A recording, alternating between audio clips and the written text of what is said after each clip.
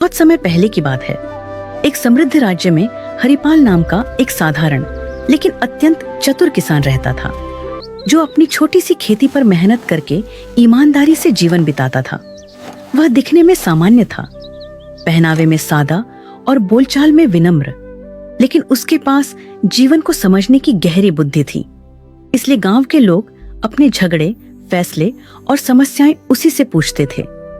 उसी राज्य के राजा वीरसेन न्यायप्रिय और विद्वान थे, पर उनके मन में एक चिंता थी कि आजकल लोग केवल किताबों का ज्ञान दिखाते हैं, जबकि सच्ची बुद्धि बहुत कम लोगों में होती है। इसलिए उन्होंने यह निश्चय किया कि वह पूरे राज्य में सबसे चतुर व्यक्ति को खोजेंगे। राजा ने घोषणा करवाई कि जो व्यक्ति उनकी परीक्षा में सफल होगा, उसे सम्मान और पुरस्कार मिलेगा। बड़े बड़े विद्वान, व्यापारी और चालाक लोग राजधानी पहुंचे, पर हरिपाल शुरू में नहीं गया, क्योंकि उसे न इनाम का लालच था और न दरबार की चाह। लेकिन गांव वालों के आग्रह पर वह साधारण वस्त्र पहनकर राजा के सामने उपस्थित हुआ। राजा ने पहली परीक्षा में एक पत्थर और लकड़ी का टुकड़ा दिखाकर पूछा कि इनमें से अधिक उपयोगी क्या है।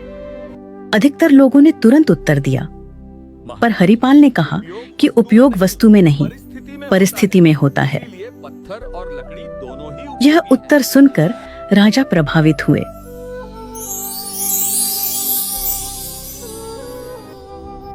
दूसरी परीक्षा में राजा ने पानी का घड़ा और सोने की थैली रखकर पूछा कि प्यासा मुसाफिर क्या चुनेगा।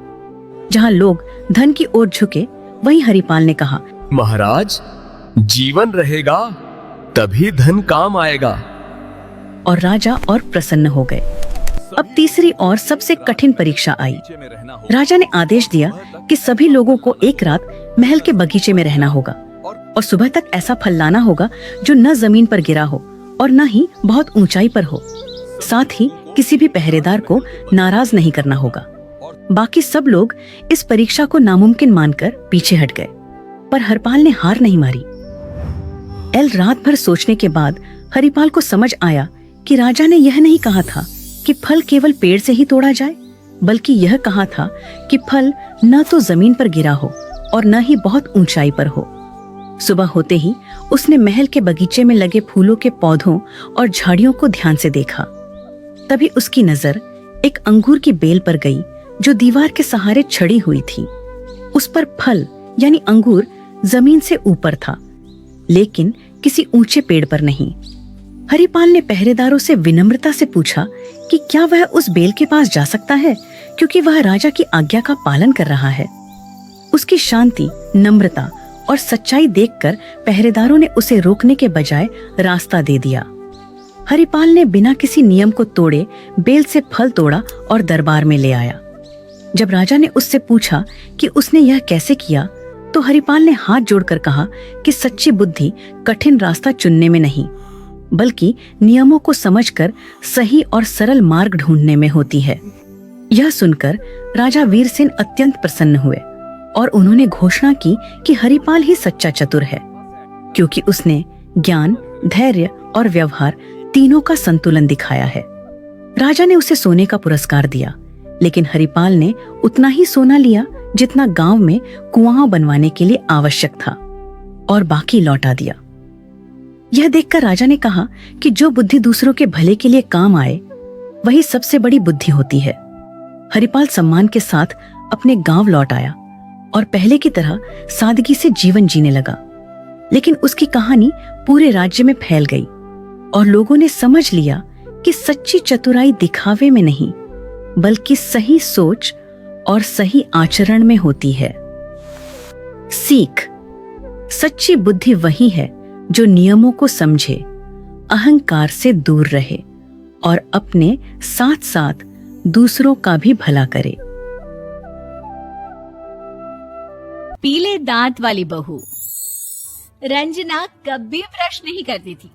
उसे कितनी बार उसके माँ बाप ने डांटा, लेकिन उसका कोई असर उस पर होता ही नहीं था, जिस कारण से उसके दांत पीले पीले हो जाते हैं। शादी के बाद, अरे बहू, वैसे तो तुझ में कोई कमी नहीं है, पर तेरे दांत इतने पीले कैसे हैं बेटा? कैसे है मतलब?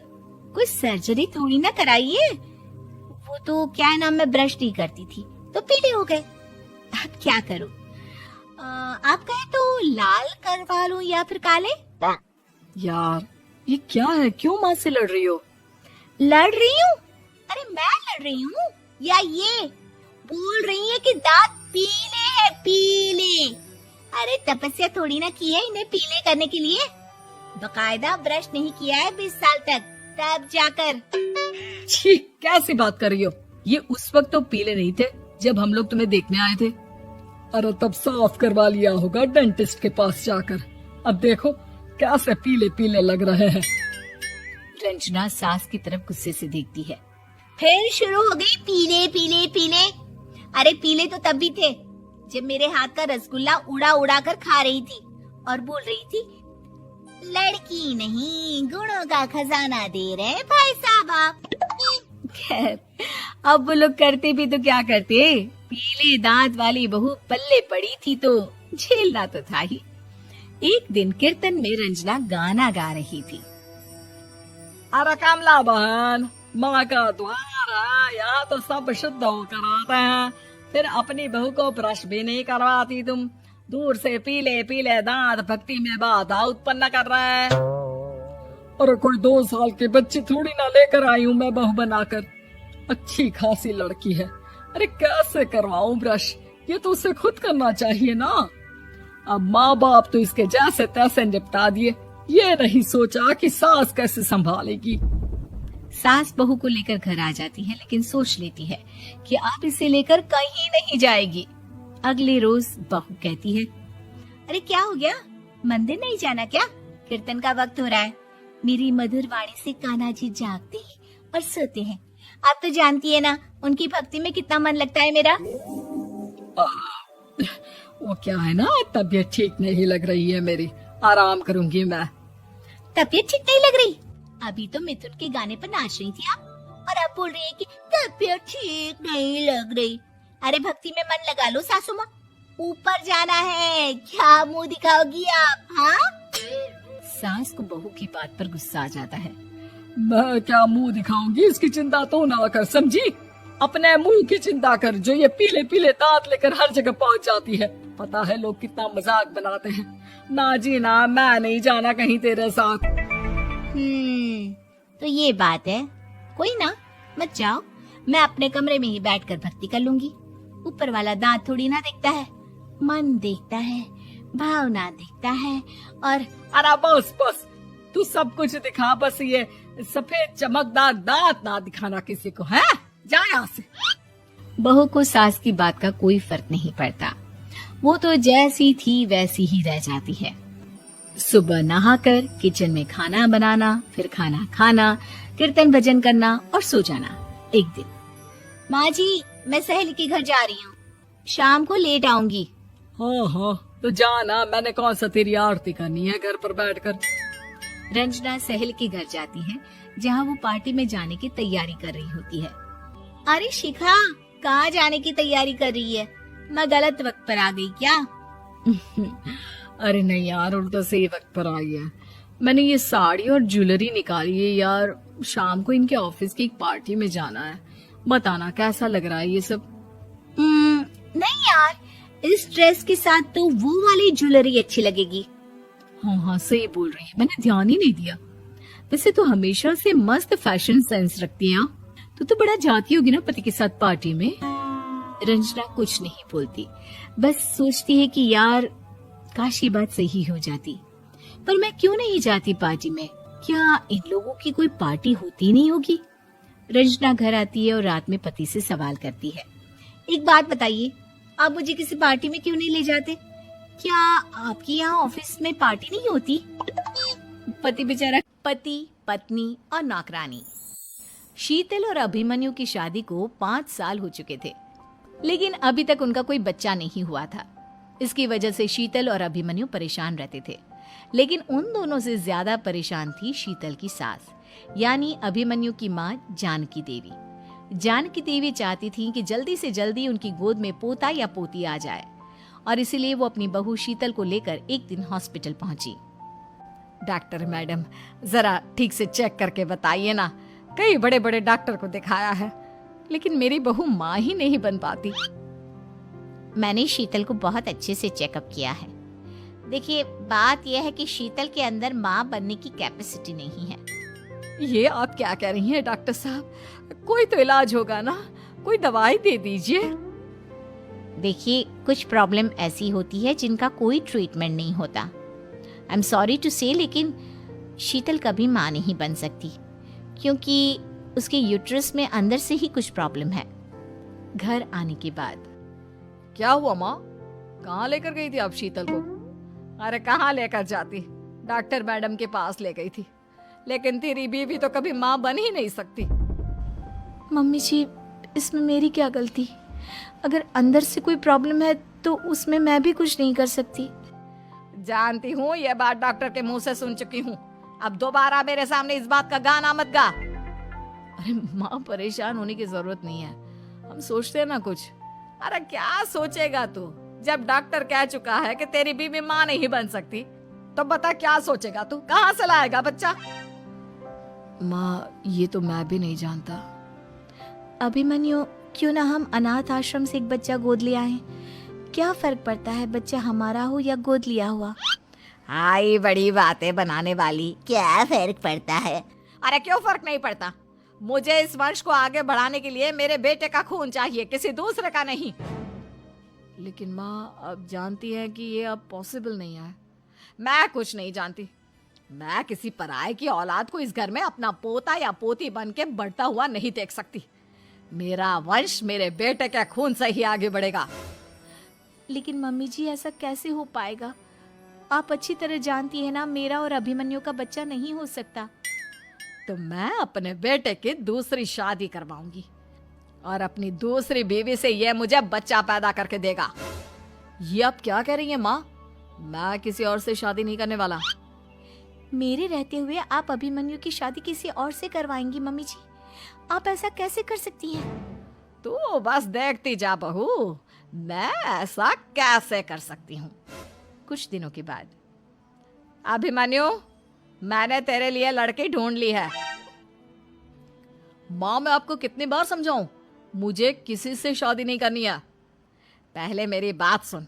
ये जो चमेली है ना, हमारे घर में काम करने आती है, वो तुझसे शादी करने के लिए तैयार है। मम्मी जी, आप अभिमन्यु की शादी एक नौकरानी के साथ करवाएंगी? वो इसलिए क्योंकि चमेली दिखने में बहुत खूबसूरत है, बच्चा भी सुंदर ही होगा। मम्मी जी, लेकिन एक बच्चे के लिए अपने बेटे की शादी नौकरानी के साथ करवाना, क्या ये सही है? अगर अभिमन्यु ने शादी नहीं की ना, तो मैं अपनी जान दे दूंगी। अब देख लो, अगर तुम्हें अपनी माँ की जान प्यारी है तो तुम्हें इस नौकरानी के साथ शादी करनी ही होगी। इस तरह जानकी देवी अपने बेटे अभिमन्यु की शादी नौकरानी चमेली के साथ करवा देती है। कुछ दिनों के बाद, नौकरानी से मालकिन बन के तो मजा आ गया, अब तो मैं इस घर की मालकिन हूँ। देखो, अपने आप को ज्यादा मालकिन समझने की कोशिश मत करो। एक बार तुम्हारा और अभिमन्यु का बच्चा इस दुनिया में आ जाए, उसके बाद तुम इस घर से हमेशा के लिए चली जाना। अरे जाओ जाओ, किसी और के आगे बातें बनाना। एक बच्चा तो पैदा नहीं कर सकी, बढ़िया आई। जाओ जाकर मेरे लिए कॉफी बना कर लाओ। नौकरानी मैं हूँ या तुम? मम्मी जी, देखिए ना शीतल मुझसे किस तरह से बात कर रही है। शीतल, तुम्हें पता है ना चमेली प्रेग्नेंट है, मेरे बेटे के बच्चे की माँ बनने वाली है। वो जैसा कहती है वैसा करो। लेकिन मम्मी जी, वो मुझे नौकरों की तरह ट्रीट कर रही है। अरे तो करेगी ना, वैसे भी बहू तुम हो किस काम की, एक बच्चा तो पैदा नहीं कर सकती। जाओ अब घर के सारे काम करो और चमेली को आराम करने दो। थैंक यू मम्मी जी, भगवान आपका भला करे। आप नहीं होती तो मैं नौकरानी से महारानी कैसे बनती। देखो, तुम्हें जो चाहिए सब मिलेगा, खूब खाओ। एक दिन रामू राजू से बोलता है, तूने अच्छा खेत रख लिया और मुझे यह खराब खेत दे दिया, जिससे तेरी फसल अच्छी हो रही है और मेरी फसल कमजोर। कोई ना, अगली फसल पर खेत बदल लेंगे। अगली फसल पर रामू राजू से खेत बदल लेता है और एक खेत ज्यादा ले लेता है।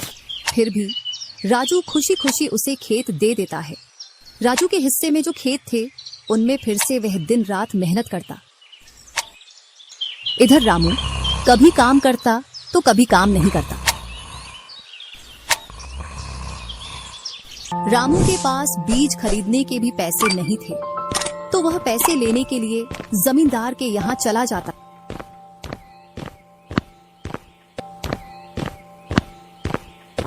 जमींदार जी, कुछ पैसे उधार चाहिए थे, जिससे मैं अपने खेतों के लिए बीज ले आता और फसल आने पर मैं आपको पैसे लौटा देता। क्यों नहीं भैया, लेकिन आपको 2% ब्याज देना पड़ेगा। जी जमींदार जी, मैं ब्याज दे दूंगा। जमींदार रामू को पैसे दे देता है।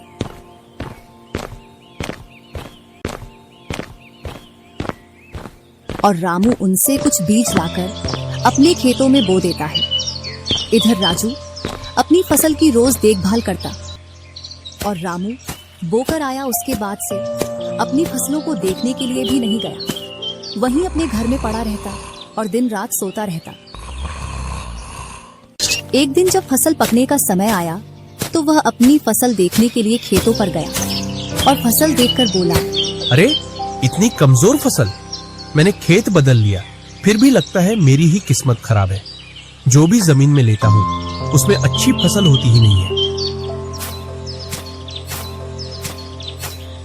ऐसे कहते हुए वह अपने घर आ जाता है और अपनी पत्नी से बोलता है, राजू की फसल तो अच्छी है, बस हमारी फसल ही कमजोर है। ऐसा कैसे हो सकता है? ऐसा तो होगा ही। दिन रात जो घर में पड़े रहते हो और खेतों में समय समय पर दवाई पानी नहीं दोगे तो फसल ऐसी कमजोर रहेगी। फिर बोलते हो किस्मत खराब है। किस्मत नहीं, मेहनत करनी पड़ती है। चल चल, मेरे को मत सिखा। अगर किस्मत ना हो तो कुछ भी नहीं होता।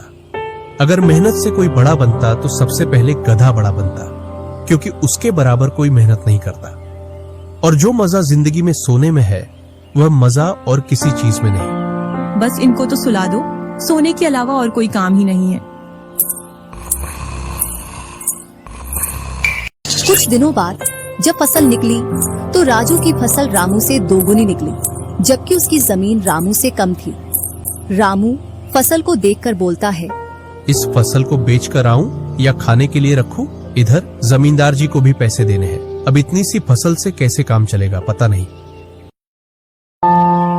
एक दोपहर रामू सो रहा था, तभी उसका गेट किसी ने खटखटाया। पता नहीं कौन भरी दोपहर में नींद खराब करने के लिए आ गया।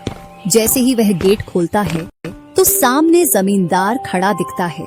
क्या यह रामू का घर है? रामू ने सोचा, क्यों ना मैं इसे राजू के घर पहुंचा दूं, यह मुझे पहचान भी नहीं पाया। मैं तो राजू हूँ, वह वाला घर है रामू का। जमींदार सामने वाले घर पर जाकर गेट को खटखटाने लगता है। राजू गेट खोलता है और बोलता है, क्यों भाई, इतनी तेज गेट को क्यों खटखटा रहे हो? मैंने आपके रुपए लेकर खा लिए क्या?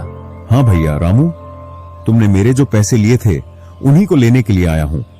तुमने बोला था फसल आने पर पैसा लौटा देंगे, जो तुमने अभी तक नहीं लौटाया। क्या जमींदार जी, आप भी दोपहर में नशा करके आ गए? मैंने कब आपसे पैसे उधार लिए? क्या तुम ही रामू हो? नहीं, मैं तो राजू हूँ। रामू तो सामने वाले घर में रहता है।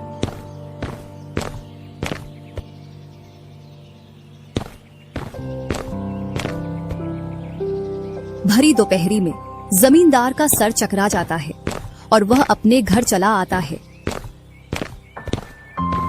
और घर पहुंचकर मुनीम से बोलता है, ऐसा लगता है मुझे कि जो पैसे रामू के दिए थे वह पैसे अब लौट कर नहीं आने वाले। क्यों, ऐसा क्या हुआ जो पैसे वापस नहीं आ रहे हैं? रामू और उसका भाई दोनों हमशक्ल हैं और दोनों बोल रहे हैं कि रामू वह है, रामू वह है। और उन दोनों ने दोपहर भर मुझे इस घर से उसे घर दौड़ाया। जमींदार जी, पैसे निकालने की मेरे पास एक स्कीम है। बोलो कौन सी स्कीम है? मुनीम जमींदार जी के कान में पूरी स्कीम बताता है। दूसरी सुबह